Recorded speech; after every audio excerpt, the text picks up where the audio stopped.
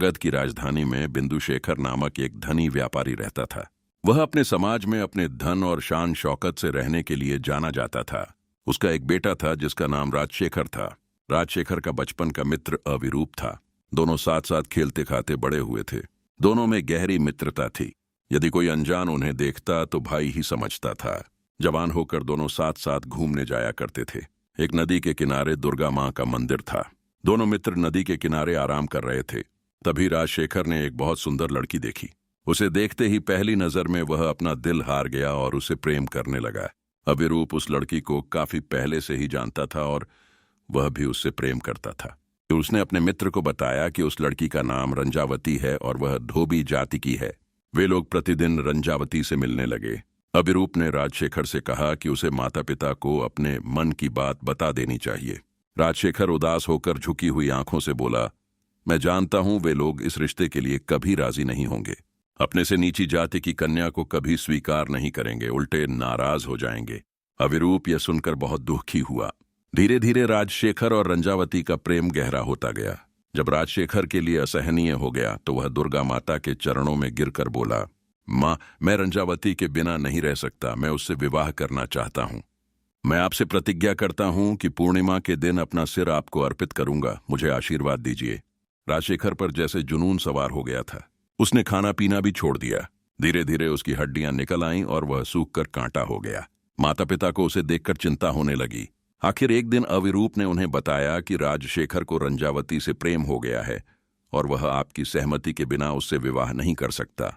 पुत्र वियोग के डर से बिंदुशेखर और उसकी पत्नी ने राजशेखर और रंजावती के विवाह की अनुमति दे दी। धूमधाम से दोनों का विवाह हो गया और दोनों प्रसन्नतापूर्वक रहने लगे। एक दिन राजशेखर, अविरूप और रंजावती उसी नदी के किनारे घूम रहे थे जहां रंजावती को पहली बार उसने देखा था। राजशेखर को दुर्गा माँ से की हुई अपनी प्रतिज्ञा याद आ गई। वह पूर्णिमा की प्रतीक्षा करने लगा। वह पूर्णिमा के दिन मंदिर गया, हाथ जोड़कर देवी माँ से प्रार्थना की, उनका आशीर्वाद लिया और फिर तलवार निकालकर अपना सिर काट लिया। राजशेखर के वापस न लौटने पर रंजावती परेशान होने लगी। उसने राजशेखर को ढूंढने अविरूप को भेजा। मंदिर में राजशेखर का यह हाल देखकर अविरूप बहुत दुखी हुआ। उसने दुर्गा माँ से प्रार्थना की, यदि मैं जाकर यह बताऊं तो लोग यही कहेंगे कि मैंने उसकी सुंदर पत्नी को प्राप्त करने की इच्छा से राजशेखर को मार डाला है।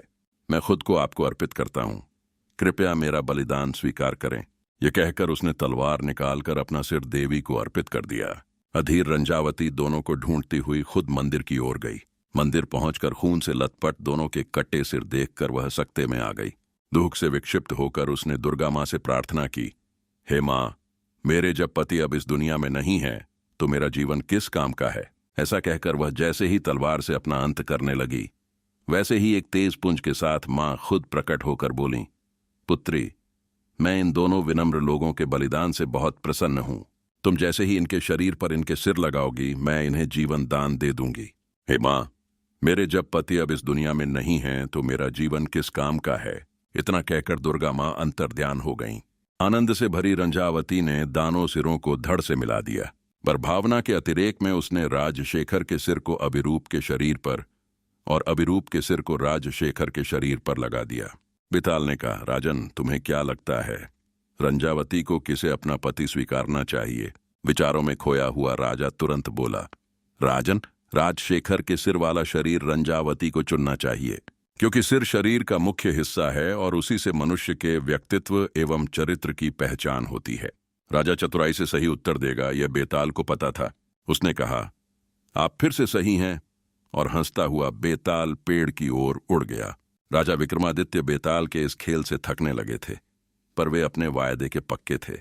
उन्होंने फिर से पीपल के पेड़ पर से बेताल को उतारकर कंधे पर डाला और चलने लगे। बेताल को बहुत मजा आ रहा था। उसने पूछा, आप कब तक ऐसा करना चाहते हैं? राजा ने कहा, यह तो तुम पर निर्भर है। बहुत पहले महाबलीपुर नामक शहर में चंद्रपति नामक एक धनी व्यापारी रहता था। उसकी मधुमाला नाम की एक सुंदर कन्या थी। एक बार किसी सामाजिक कार्यक्रम में मधुमाला की मुलाकात आदित्य नामक एक खूबसूरत जवान युवक से हो गई।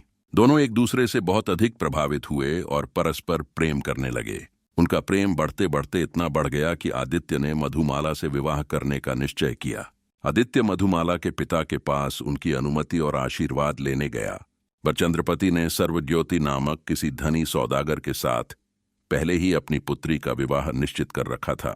आदित्य यह जानकर बहुत दुखी हो गया। उसका दिल टूट गया था। वह मधुमाला की याद में दुखी रहने लगा। एक दिन उसने मधुमाला को भूल जाने का निर्णय लिया, पर मधुमाला उसके प्रेम को भुला नहीं पा रही थी। न चाहते हुए भी उसे परिवार की खुशी के लिए सर्वज्योति से विवाह करना पड़ा। विवाह के पहले ही दिन मधुमाला ने आदित्य को एक पत्र लिखा कि वह उसके बिना नहीं रह सकती है। विवाह के तुरंत बाद वह सब छोड़कर उसके पास आ जाएगी और फिर दोनों साथ रहेंगे। विवाह की रात मधुमाला ने सर्वज्योति को सब कुछ सच सच बता दिया। सर्वज्योति ने उसे कोई जबरदस्ती न करते हुए उसे आजाद कर दिया। मधुमाला विवाह के जोड़े में आभूषण से लदी आदित्य के पास चल दी। रास्ते में उसे एक चोर मिला जो सारे आभूषण लेना चाहता था। मधुमाला ने आग्रह किया, मैं अपने प्रेमी के पास जाने की जल्दी में हूं, उसे मिलने के बाद मैं तुम्हें सारे आभूषण दे दूंगी। चोर को विश्वास तो नहीं हुआ, फिर भी उसने मधुमाला को जाने दिया। आदित्य बाहर निकला और उसे देखकर अचंभित रह गया। मधुमाला ने आदित्य के घर पहुंचकर दरवाजा खटखटाया। वह नाराज होता हुआ बोला, तुम अब एक विवाहिता स्त्री हो, तुम्हें अपने पति के साथ होना चाहिए था। मैं किसी दूसरे की पत्नी के साथ नहीं रह सकता हूं। तुम वापस जाओ, यहां तुम्हारी कोई जगह नहीं है। यह कहकर उसने दरवाजा बंद कर लिया। मधुमाला बहुत रोई, पर भारी मन से उसे वापस लौटना पड़ा। रास्ते में फिर उसे चोर मिला। उसे देखते ही मधुमाला ने रोते रोते अपने आभूषण उतारने शुरू कर दिए। चोर ने उसे रोता हुआ देख पूछा, तुम रो रही हो? मधुमाला ने उसे अपनी कहानी सुना दी। चोर बहुत दुखी हुआ और उसे सुरक्षित उसके घर पहुंचा दिया। सर्वज्योति उसे वापस आया देख नाराज होता हुआ बोला, तुम पराये आदमी के लिए घर छोड़कर चली गई थी। अब मैं तुम पर विश्वास नहीं कर सकता। मुझे क्षमा करो, अब मैं तुम्हें पत्नी के रूप में स्वीकार नहीं कर सकता। तुम जा सकती हो। मधुमाला पर तो मानो दुखों का पहाड़ टूट पड़ा। अब वह कहां जाती। शर्मिंदगी के कारण मधुमाला ने नदी में डूबकर अपनी जान दे दी। बेताल ने थोड़ा रुककर राजा से पूछा, राजन, आपके विचार में सबसे बड़ा बलिदान किसका था? राजा ने कहा, बलिदान वह होता है जो स्वार्थ रहित तथा स्वेच्छा से किया जाता है। मधुमाला किसी दूसरे की पत्नी थी और वह किसी दूसरे की पत्नी के साथ नहीं रह सकता था। आदित्य ने मधुमाला का प्रेम ठुकराया, पर किसी कारण से। सर्वज्योति ने मधुमाला को जाने तो दिया, पर वापस नहीं ले सकता था क्योंकि उसे उस पर विश्वास नहीं था। मधुमाला ने शर्मिंदगी के कारण अपनी जान दी। इन सभी को बलिदान नहीं कहा जा सकता है। बलिदान तो चोर ने दिया। चोरी करके वह अपनी जीविका चलाता है। उसे मधुमाला पर दया आई और उसने उसके आभूषणों को नहीं लिया। उसकी इंसानियत बलिदान का सर्वोत्तम उदाहरण है।